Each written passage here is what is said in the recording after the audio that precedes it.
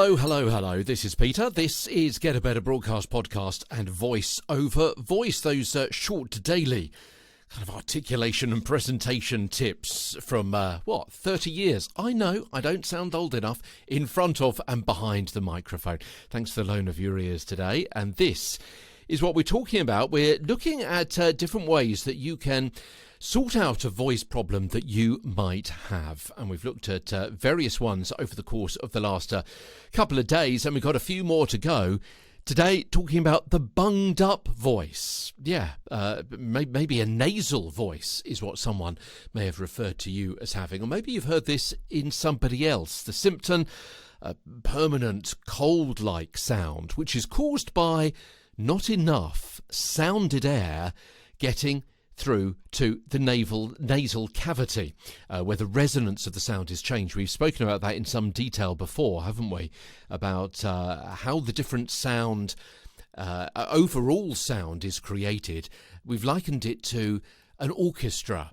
Yeah, you can have the different parts of an orchestra may only play a small part, one particular instrument, but all together it gives the resonance, it gives the overall feeling, the overall fullness of the sound.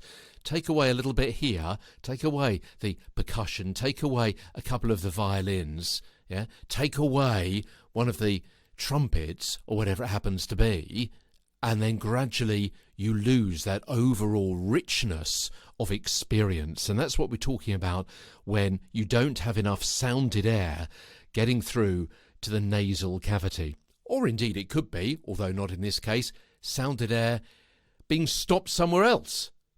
With your head down, not enough breath support, maybe something in your mouth, maybe some ill-fitting dentures, maybe a fat tongue, maybe you've had a lip injection or something like that. All of this, maybe you've had a filling in your teeth, maybe your tongue isn't moving properly. Yeah, all of these things are going to be affecting the sound that other people hear. And in this case, with little sound or little aired sound getting through to the nasal cavity, your voice will sound thick, kind of clotted. There's little resonance where there should be in some of the words. I mean, if you say or as in sing, and pinch your nose, the sound should stop. Yeah? And if it's not stopping, it's because there's nothing to stop and you don't have enough of that sounded air going through your nasal cavity in the first place. So what can you do about it? Well, I've got a few prescriptions for you. The first thing to consider is that you may have got into a bad habit.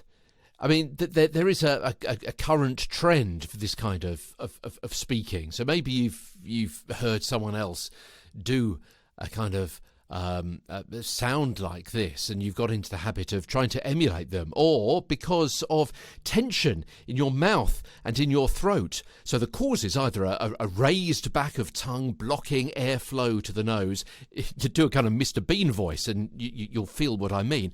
The very basic treatment is the same as well. A relaxation of the mouth, jaw and throat, lowering the back of your tongue as well.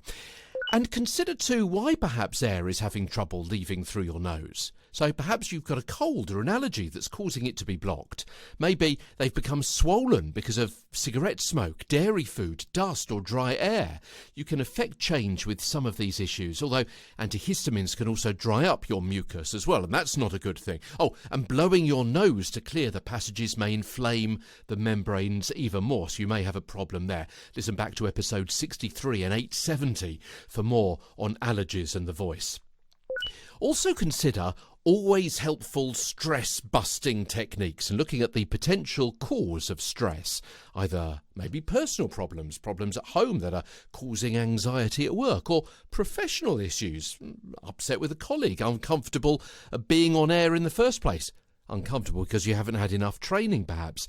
Episodes from 884 onwards dealing with that topic. Or it may be because by some kind of physical formation in the nasal area, best investigated by a specialist, a speech therapist, ENT expert or allergist. Or maybe the problem may be because you've got a cold. So look back on the section on that, which I've been talking about recently as well. So there you go. Symptoms and prescriptions if you have a bunged up voice. Tomorrow on the show, a choppy delivery and what you can do to sort out that, either for you or for a colleague, as Get a Better Broadcast podcast and Voice Over Voice continues. From London, I'm Peter Stewart.